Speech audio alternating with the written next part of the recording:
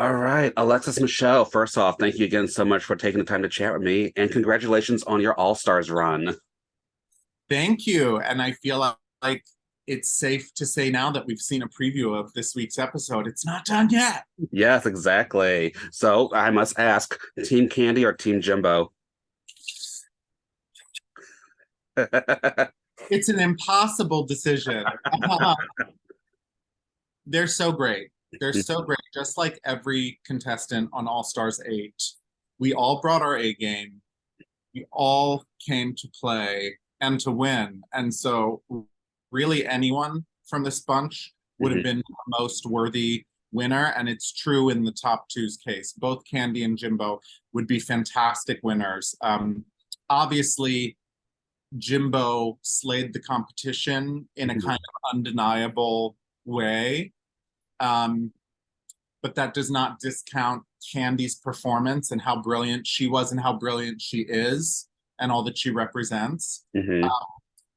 If I if I have to pick one, I guess I'm gonna have to go with my NYC homegirl, Okay, Candy. Candy. Okay, perfect. Fantastic. Well, let me ask you, Alexis, why did you want to come back to the competition and what did you take away from this experience?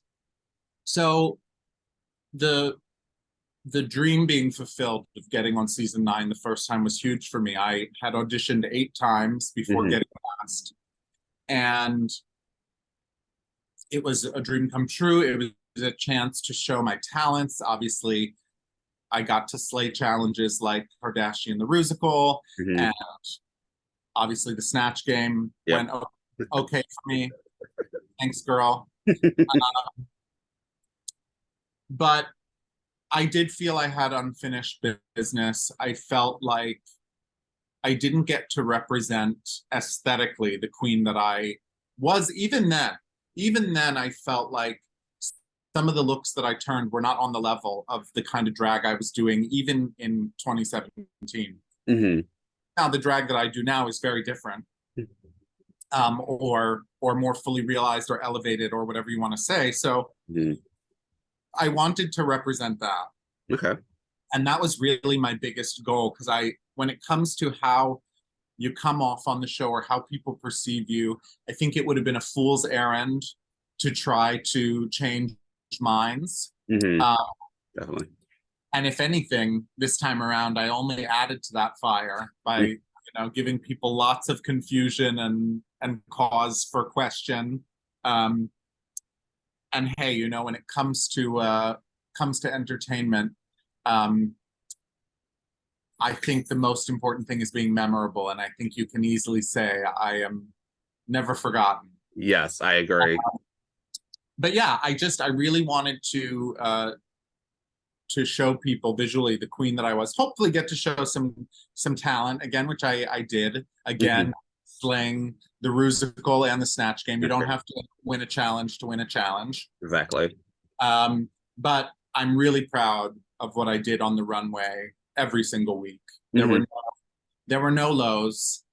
Um, I mean, when I look at the 3 times I landed in the bottom, and then the look that I got eliminated, Hmm. imagine being the bottom and getting eliminated in looks like that. Yeah, exactly. Fabulous. I agree, definitely. As far as what I learned and my takeaways, I definitely think I learned even more about myself from this experience than the first time. Um, and perhaps one of my big takeaways is like, you know what? Maybe being the soft, sensitive soul that I am, maybe that's not, maybe reality TV competition is not the best Hmm. forum for me, Yeah. because being taken out of my comfort zone and thrown into that, um, maybe I don't know how to handle myself Hmm. to represent who I am really in my heart. Because it's clear some people have misunderstood me, Hmm. and so maybe that space isn't for me, and if that's the case, that's fine. Yeah, yeah, for sure. I agree. Well, when you first found out that who you would be competing against, who were you most surprised to see, and who did you immediately think was going to be your biggest competition?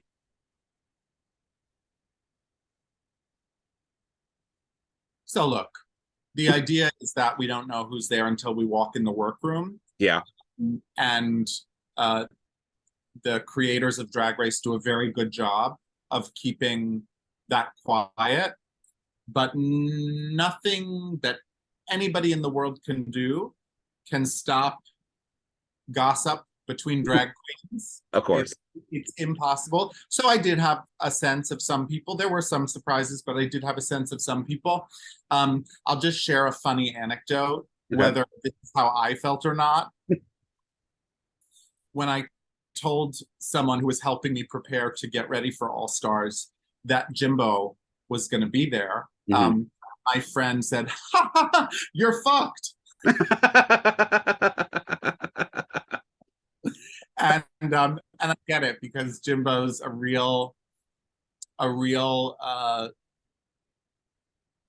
genius creatively, visually, has a really funny sense of humor. So like I totally understood what they were talking about. And Jimbo was, the stiffest competition, but really every person on All Stars 8 came with something to prove and with their A game and ready to play and ready to fight, ready to win.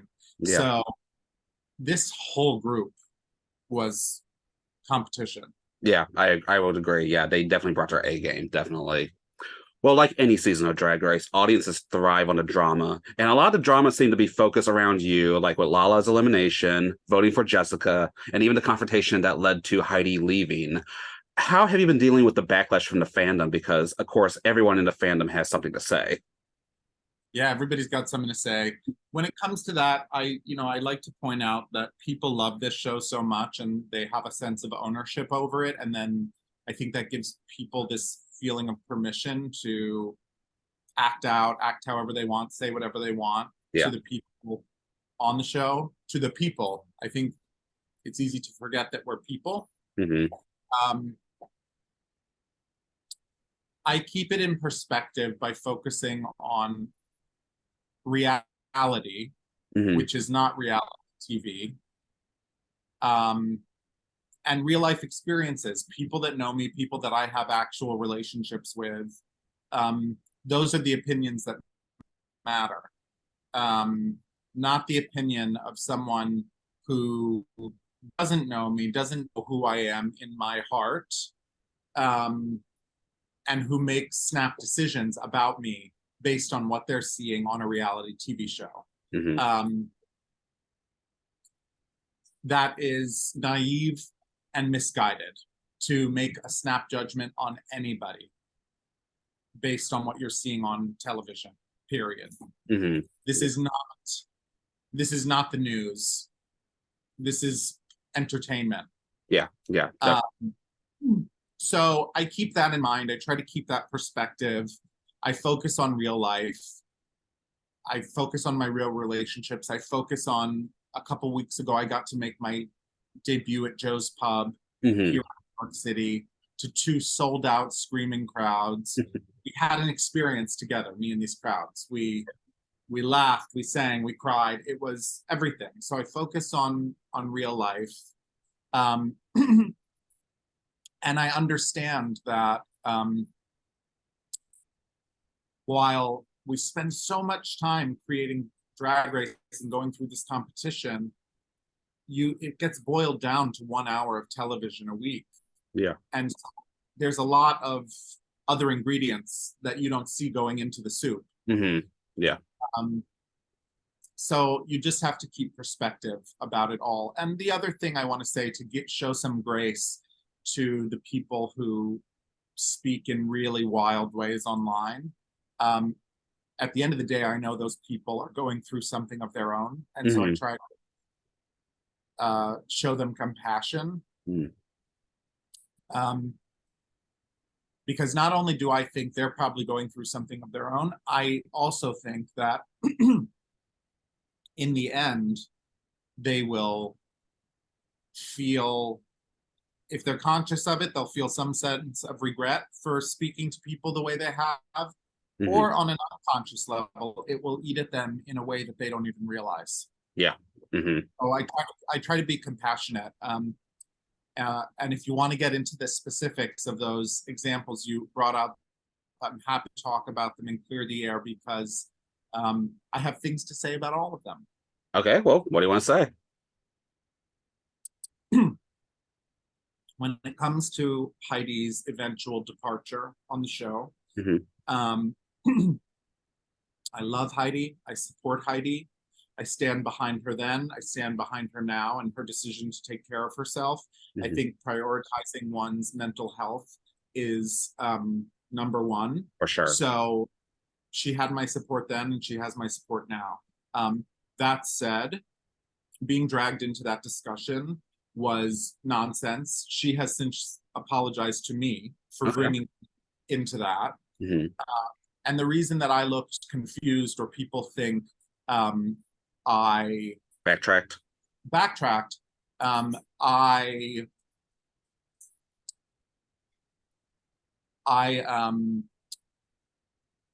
did not immediately remember the conversation she was talking about, and she reminded me since that there were people in the room, that I was sort of at a distance, and that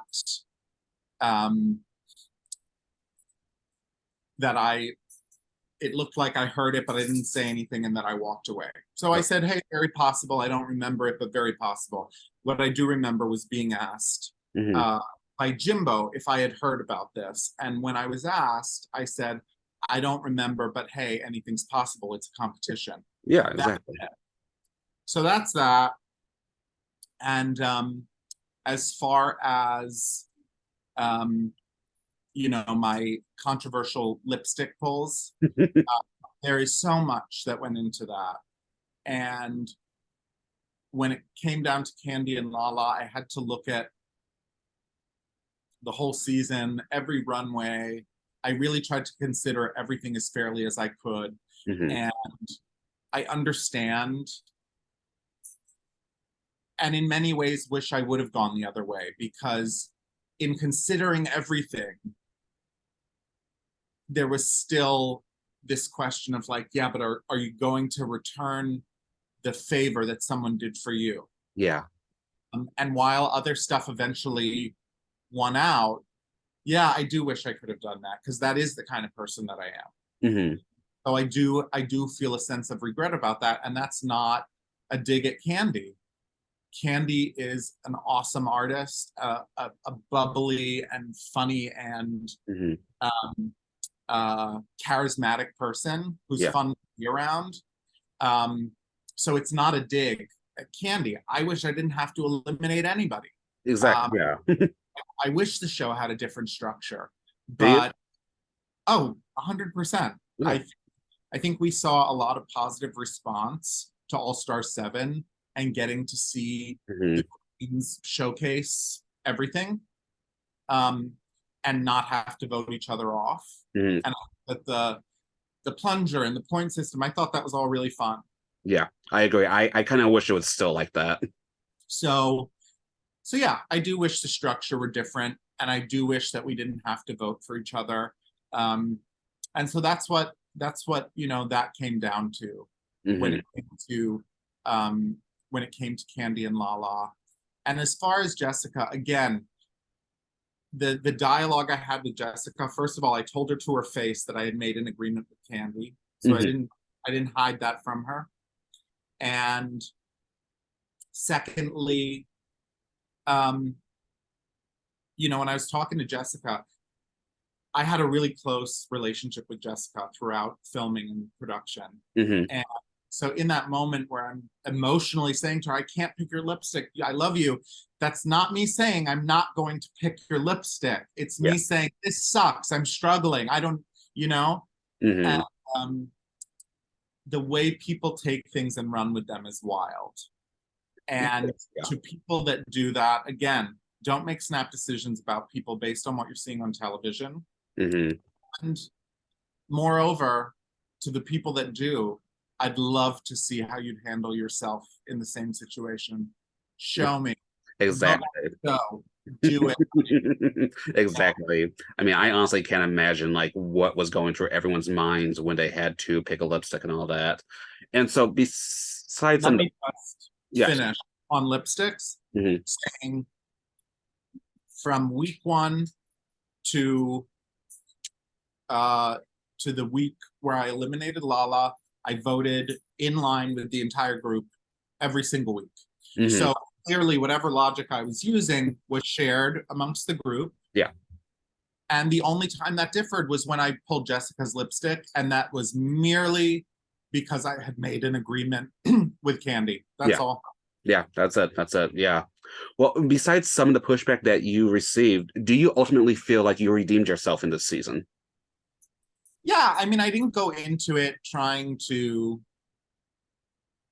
have some kind of personality redemption Hmm. because I think that would have been a fool's errand.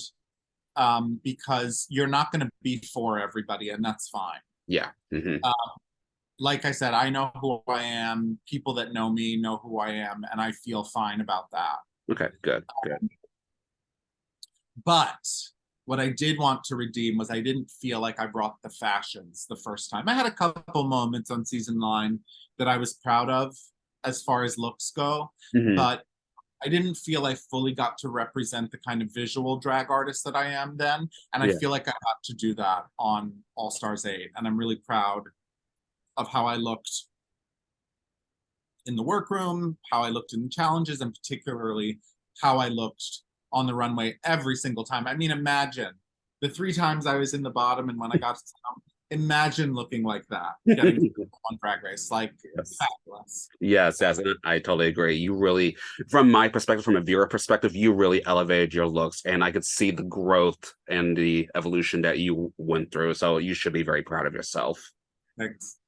So, would you be open to returning for a third time if the opportunity presented itself? We'll see. Okay. We'll see. Um, it's a big old I don't know. And the I don't know is I am a sensitive, we all know how sensitive I am. I am a sensitive softie. Yeah. And I don't know if that really translates to a reality competition. Hmm. So it's a big old I don't know. Okay. I don't know if it's the healthiest space for me. I get that. Totally get that. Yeah. Well, outside of drag, you are a passionate lover of theater and performing, and you've appeared in a couple of off-Broadway productions and national tours. Do you currently have any productions in the works right now we should be on the lookout for? Yes. Okay. So last Halloween season, I got to take part in Witch Perfect, Okay. which is Nice. a live singing Hocus Pocus musical parody, written, created, produced by Tina Burner and Blake Allen. Nice. And Tina and Blake and Scarlett Envy and I got to tour the US and Canada last October. Mhm. And when I tell you it was a career highlight, I said, Tina, I will do this show every year for the rest of my career. That's how good it is. And so we're doing it again. We're taking it even more international this time. Cool. And when I say it's not to be missed, it's really one of my favorite things I've ever been able to do. So everybody grab your tickets to Witch Perfect in October before they sell out. Awesome. Uh, Fantastic. in addition, I've produced a lot of new music this Mhm. year. I've got several pop songs out. Um, God is a Queen, which speaks to the insanity of the negative diversionary attention that's being given to drag right now by some crazy right-wing folks. Okay. Hmm. Man Pig, which is just a celebration of my sex positivity. Hmm. And then I've got 2 new pop songs, I'm Too Much, which is a reclaiming of the words too much, which are often sort of spewed at people in Hmm. a derogatory way. And to anyone who's ever been told you're too much, the people saying that are not enough for you. Okay. Hmm. And then there's another pop song that we've just put out called Heaven on the Dance Floor. Okay. I got to create these 4 songs with 808 Annie and Mason Rose, and they're incredible friends and collaborators, and particularly Heaven on the Dance Floor. We built from the ground up. Every sound, every chord progression, every lyric was really about creating a feeling Mm-hmm. of coming together on the dance floor. Awesome. So really proud of that music. I also have some musical theater originals Okay. coming with my collaborator and friend Brandon James Gwynn, Mm-hmm. who also music directs all my live shows. And he was, of course, leading the band at Joe's Pub 2 weeks ago. Nice. And Brandon and I are planning to take that show out on the road. So stay tuned for Witch Perfect. Stay tuned for my cabaret show coming closer to you, and all the new music that's coming, and hopefully some other stuff that I can't talk about yet. Perfect. A lot coming up. Love it. Well, Alexis, what are some other future goals you hope to accomplish with your drag and performing career? For me, drag is a very authentic and integral part of expressing myself. Mm-hmm. So getting to do that within the umbrella of entertainment is really fulfilling. It also helps me fulfill my own gender fluidity. Mm-hmm. I had a realization several years ago that drag was not just this performative thing, but that I was actually tapping into my femme or female side. Mm-hmm. And that's very much the case. That's very much how I feel. Which I know it's hard for some people to grasp or understand, because look, here I am sitting in front of you. I haven't shaved in several days. And I'm only, as I get older, I'm only becoming more comfortable with all the things I am. Mm-hmm. So Yeah. I'm comfortable like this, and I'm comfortable in my more fully femme expression, and I'm getting more comfortable with the in-between space. Okay. Awesome. I really have come to learn and see gender, particularly mine, as this deconstructed and fluid experience. Mm-hmm. So drag is a part of my presentation and my authenticity within entertainment, but it's not the only thing. Mm-hmm. And I just want to keep entertaining and keep spreading the message of the power of authenticity, the power that has both within your own life, and when you are authentic like that, the way that it can have a positive impact on people around you in the world. Mm-hmm. For sure. Awesome. Love it. All right, Alexis. Well, how can one stay up to date with you the most? Well, of course, I'm on social media. I'm on Instagram and TikTok at Alexis Michelle Official. I just joined Threads, so I'm on Threads. And I'm still on Twitter at Alexis Lives. Of course, you can keep up with me on Facebook too. But yeah, stay tuned. There's more music, more cabaret, lots of good stuff coming. Perfect. Then before we wrap up, are there any other upcoming projects or anything else you would like to mention or plug at this time? Well, I think I talked about how excited I am about my pop songs that are out. You can find them wherever you stream your music. Man Pig, God is a Queen, I'm Too Much, and Heaven on the Dance Floor. And then keep your eyes peeled for these musical theater originals between me and Brandon James Gwynn, my friend and composer and collaborator. And yeah, don't forget to grab your tickets to Witch Perfect this October. It's the best time. Awesome. Fantastic. A lot coming up.